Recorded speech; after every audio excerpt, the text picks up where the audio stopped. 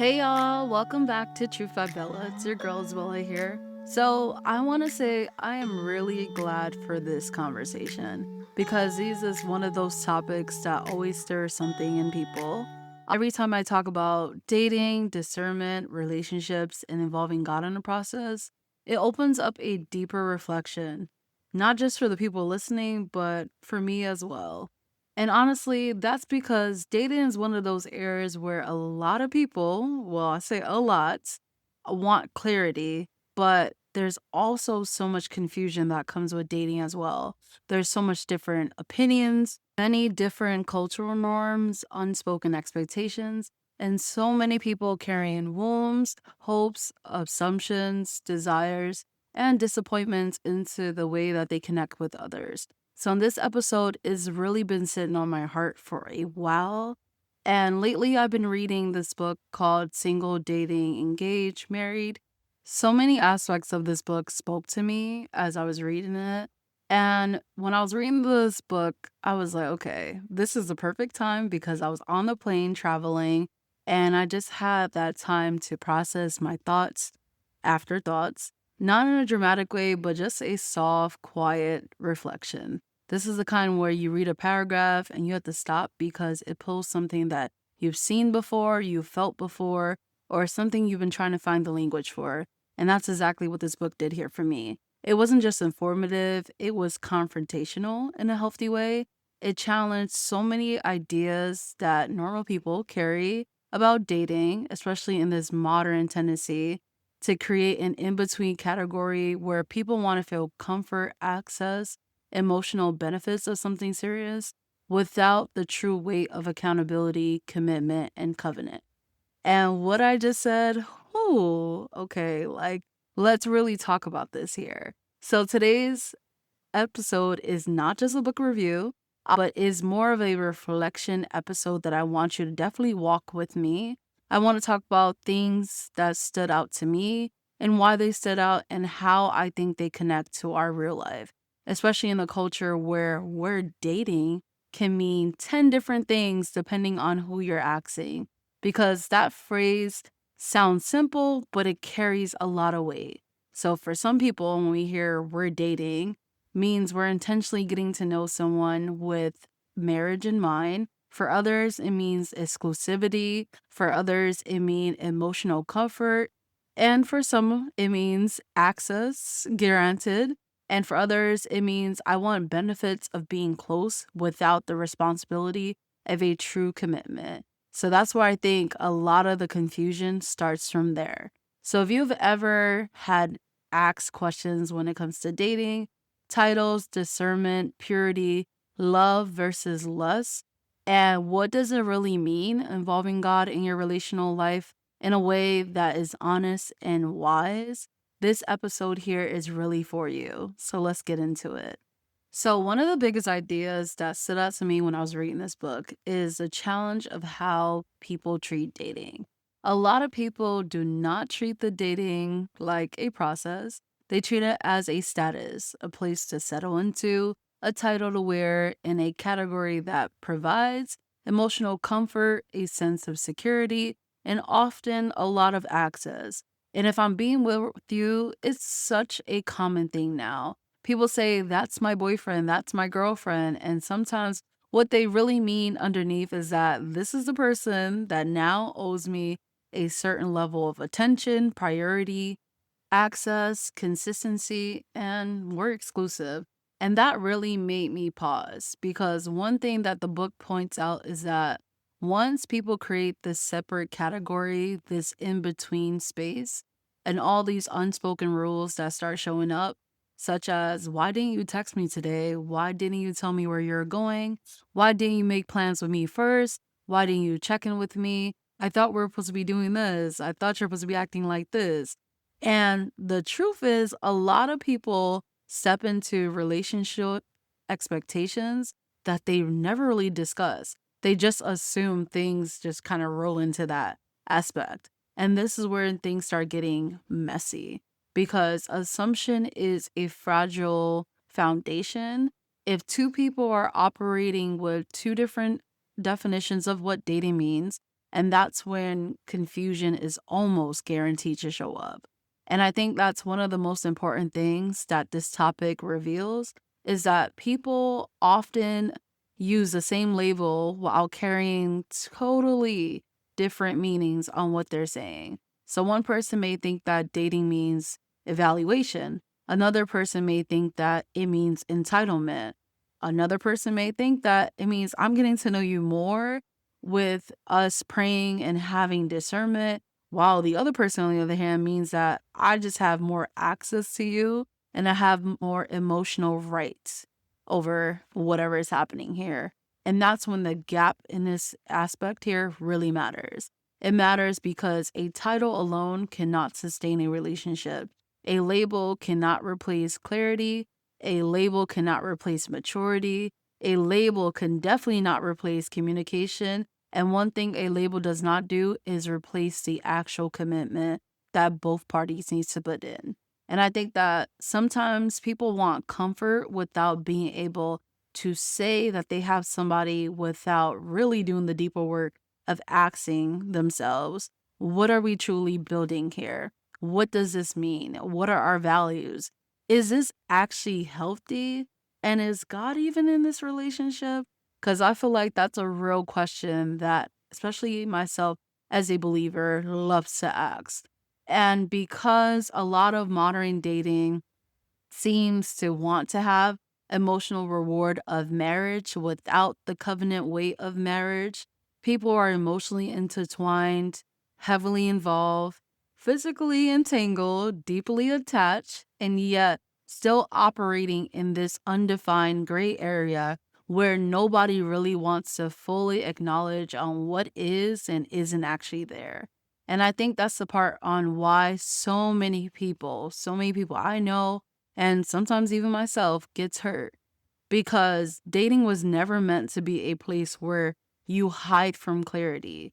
It's meant to be a process where clarity grows.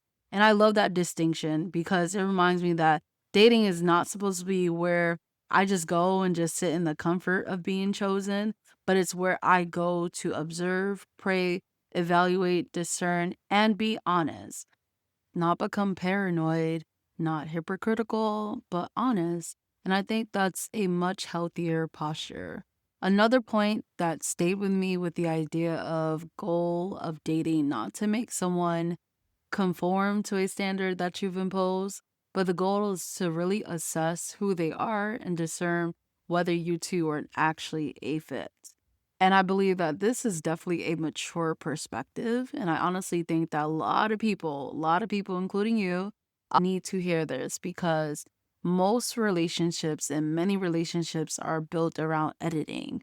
And what I mean by editing is trying to change the person, trying to train the person, reshape the person and their mindset, force accountability where there really isn't much, and even trying to find that are we even compatible when there probably isn't much of that as well. So let me be clear, having standards is not a problem. Standards are healthy, necessary, and can protect you. But there is a difference between having standards and trying to mold somebody into them. Dating is supposed to it reveals characters, patterns, habits, maturity, values, and compatibility or a lack thereof. But I think there's a freedom in that because what it means is that I don't have to force what is not naturally flowing in truth. I do not need to manipulate someone into becoming my ideal person. I do not have to hold on to a potential harder than I held on to the reality. But all those parts really matter because a lot of heartbreak happens when people become more attached to who someone could be than who they actually are. And honestly, y'all, that is one of the most dangerous things when it comes to dating, when your fantasy becomes louder than the actual facts that are right in front of you. When your hope becomes louder than the honesty, when desire becomes louder than the discernment that you should be paying attention to. And I think that this book really challenged that. It reminds us that sometimes what you are seeing is just simply information, helpful information, but not a sign to perform harder, not a sign to prove yourself even more, not a sign to wait around while somebody becomes aligned someday. It's just information. Maybe this person's kind, but they're not consistent. Maybe this person is attractive, but they're not intentional. Maybe this person is just fun to be around, but they're not really grounded. The person may like companionship, but not really accountability. The person may be interested in me, but they're not really prepared to really be with me. And I think that's okay to acknowledge because not every mismatch is a tragedy. It's sometimes a clarity for us to have. And honestly, that thought can save a lot of people so much pain. And I want to be really specific about something because I think this is where people get stuck. There is a difference in choosing someone and being aligned with someone. And sometimes the clearest sign that you are not aligned is that little voice that whispers, not loud but persistent, that something's off. You probably can't articulate it. Maybe they're a good person, maybe they check a lot of boxes, but there's a feeling that's underneath that says, this is not expanding me, not challenging me. This is not making me feel more alive. And honestly, that's data, information. And I think that a lot of people dismiss this because we feel a guilt in dismissing a good person. But here's the truth: good is not the same as right. And choosing to stay in good when you're meant for something more aligned is actually a form of settling. It's settling for yourself, but it's also too unfair to the other person because when you're not fully in it, the other person can feel it. And they spend energy trying to win someone who is never going to fully choose them. So sometimes the most honest thing you can do is name it. Say, I care about you, but I'm not aligned with you for the long term. And it's not mean, but it's actually clarity that you're giving to yourself and the other person, and it honors both of you guys. Okay, this next part really hit hard for me. So, the idea of challenging that boyfriend and girlfriend label gives someone the right over another person's body, their time, decisions in life. If we're being honest, a lot of people move like it does. Like, you're mine now. I own you. I should have access to everything. I should be prioritized. I should be giving certain privileges. But honestly, no, that's not the case. A label does not mean ownership. The person's still a full individual before God. And it means that they still have agency, they have boundaries, they have a responsibility before God. They have a life that does not belong to you. And I think that this is a much needed correction because in the dating culture, possessiveness has often been romanticized. Control is often disguised as I care about you. Entitlement is softened with cute language, but love that honors God should not be rooted in possession. It should be rooted in honor, honesty, respect, stewardness, not ownership. And I think the one of the smartest question that a person can ask is, what do you mean when you say boyfriend or girlfriend? Because the label is not the issue itself, it's the meaning behind the label is what matters. Do you mean that I'm getting to know a person with sincerity, honor, and intention? Or do you mean that I now have more access, more emotional leverage, and more claim? Because those are two different meanings that I just spoke on. But honestly, I think so much dating hurt comes from people sharing the same title, but living two different definitions. One person says boyfriend while means shared direction. Another says boyfriend and actually means control. One says girlfriend means I care and am very intentional about you. Another says girlfriend means access and possessions. So definitions really matter. And if I can be honest with you, This section made me reflect on things I've seen in my own dating journey. I've come across men who seem ready for access, attention, closeness, and the benefit of having a woman in their life, but not really ready for the kind of relationship where they're being stretched, challenged, deepened, or even called higher. And that stood out to me because real love is not about what feels good to me. Real love costs something. It requires maturity, responsibility. It requires the ability to care for someone beyond what they can offer you physically, emotionally, and socially in a short term. But I've also had conversations with guy friends where I've asked them what were they looking for, or sometimes the first thing that my guy friends say are physical, right? So let me be fair. Attraction really does matter. It really does. And I'm not pretending that people don't have eyes, because we all do. We all notice what we're drawn to when we meet someone. But I think that there's a thin, blurred line at times between a healthy attraction and a flesh led desire, between appreciating the beauty and being drawn by appearance and wanting love versus a visual satisfaction, which we really need to make sure we know the difference between liking someone and lusting after what they represent physically. And I think this is when the honesty aspect really is important. Are you looking for someone to truly love, honor, and build with? Or are you mainly looking for someone who fits and excites your flesh? Because those are not the same thing. And it doesn't only apply to men, this applies to all of us because we all have to examine our motives when we're interacting with people.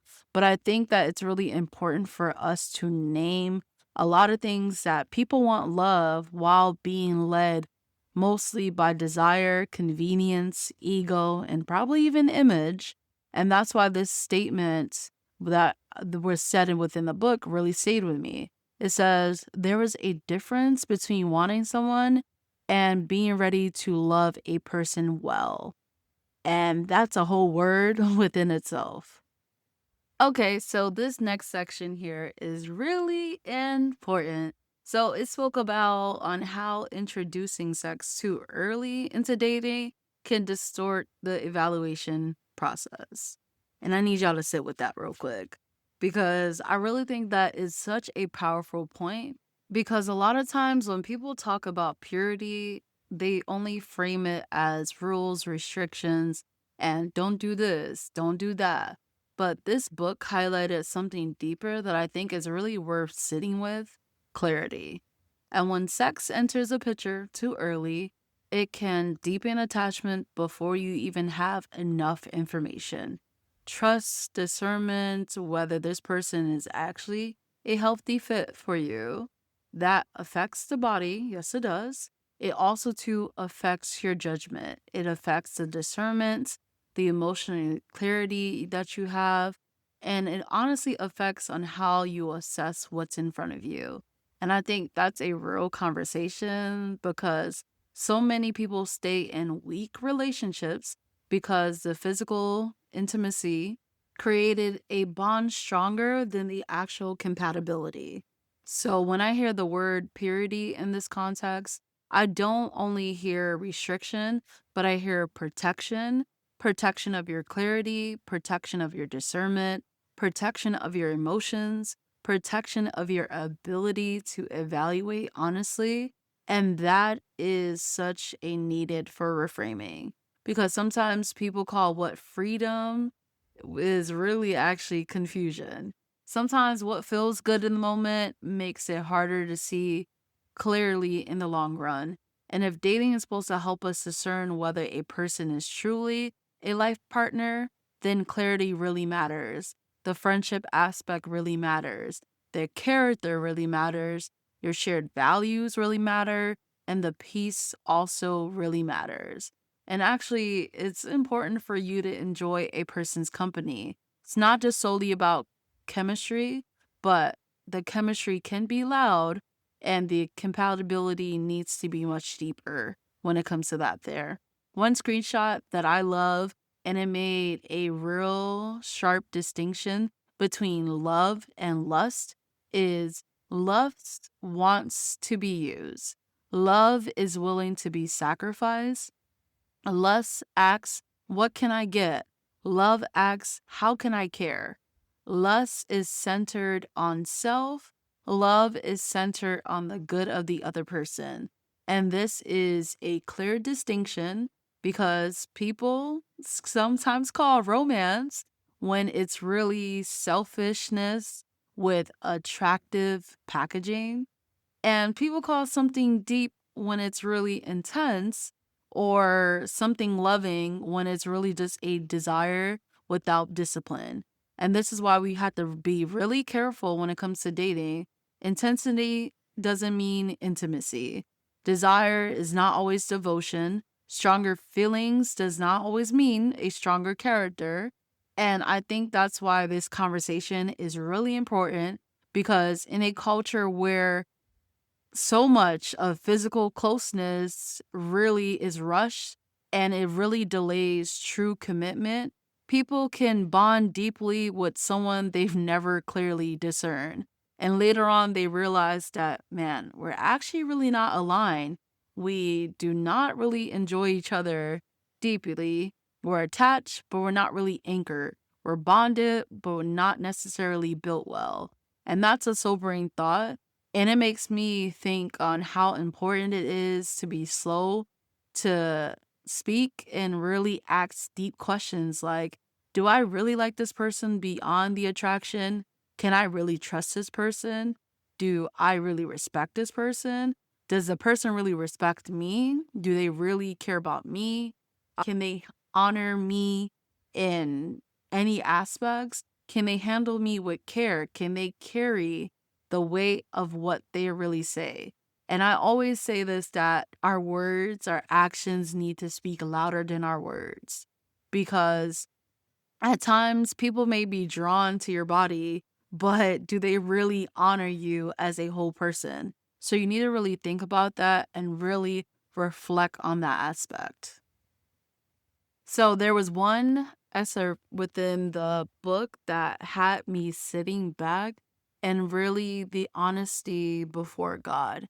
Not the performance, not the fantasy, not the pressure, but being honest with God.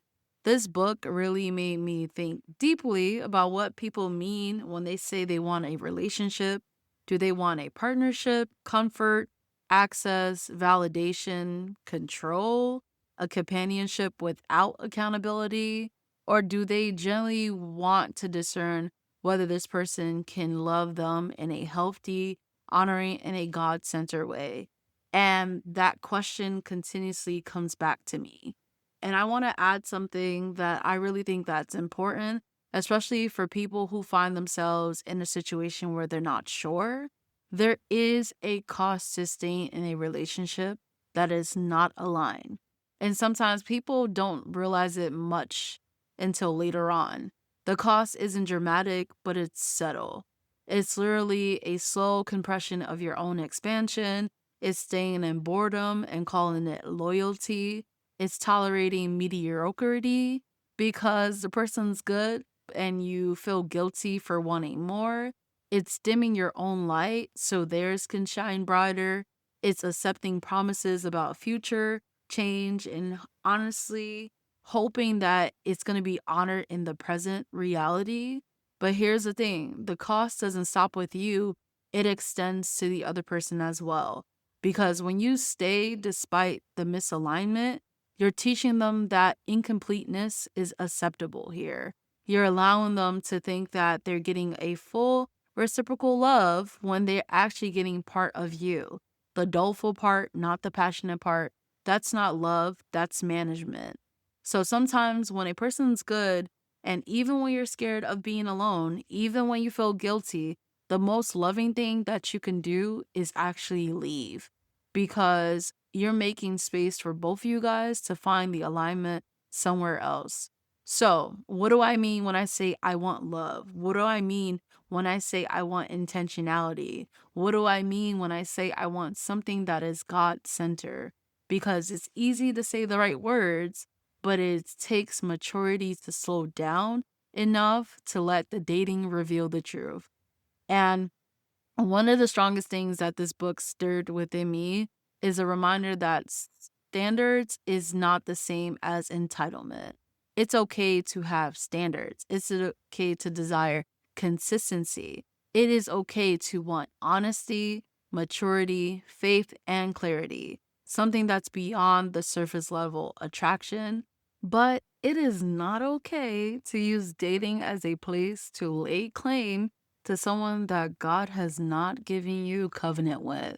And that is an important distinction because I think that most people understood that had most people understood that, let me correct myself on that, there would be a less confusion, less manipulation, less false pressure, and less avoidable heartbreaks. This conversation is helping me even become more honest with the kind of love that I respect. I don't want words that sound good. I don't want attraction with no depth. I don't want someone who likes the idea of me, the image of me, the body of me, or even the convenience of me. I want something with substance, someone that can handle the truth, handle boundaries, something that can handle honesty, accountability, something that sees love more than an access. It doesn't mean perfection, it means a posture for a person to have. Because so much of dating is not just about if a person checks off your boxes, it's about whether they have maturity, discipline, and a heart posture to love in a way that is healthy and God honoring. And that's what's been sitting with me the most. All right. So before I close out my episode here, I want to bring you guys into my break room moment for this episode here. So, dating should not be a place where we look for ownership. It should be a place where we practice discernment. Not every connection is meant for covenants. Not every label means safety. Not every spark means substance. Not every strong feeling means clear direction. Sometimes wisdom looks like slowing down enough to ask, what is this really? Is this producing something good in me? What is this revealing about them? What is this relationship revealing about me? Is God truly in the center? Because when God is in it, there should be honesty, there should be honor, there should be room for discernment, there should be care, not control, peace, not pressure. Maybe this is really a takeaway for today. Not everything that feels deep is truly safe. Not everything that looks promise is prepared. Not everything called love is actually love. So please guard your heart, but also to guard your clarity. Seek clarity if you've been dwelling too long in confusion, but really make sure to guard your heart. All right, you guys, thank you so much for listening to this episode of Truth by Bella. I really enjoy reflecting on this book that I've been reading, and I think that it really challenges some very common dating mindsets in a way that's necessary, honest, and healthy. And I'm also glad for letting myself sit with these thoughts instead of rushing past them, because reading this book while traveling and processing it in my quiet time really gave me a space to really feel where it really hits, where it challenges me, and also clarify a lot of things for me. If this episode really spoke to you, send it to someone who's been thinking deeply about dating, relationships, discernment, and what it truly means to keep God at the center of your relationships. And let me know if you want a part two because y'all know I can definitely go on about this topic here. And if you're interested in also too reading the book that I've been referring to, kindly reach out to me. I don't mind sharing as well. But anyways, y'all, until next time, stay honest, stay grounded, and stay close to God. I love y'all with the love of God. Have a blessed day. Bye.